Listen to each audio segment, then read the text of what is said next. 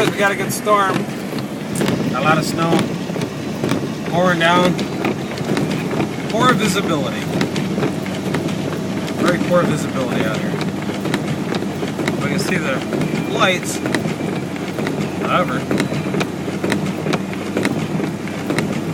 a lot of other people can't see, so we can't be doing 50 miles an hour, 60 miles an hour. Can't do the speed limit. Can't do half the speed limit. Driving down the road at 15 miles per hour due to weather conditions.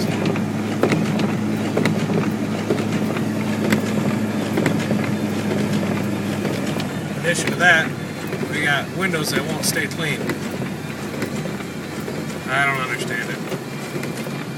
I guess it's because of the snow. I guess the snow is at fault.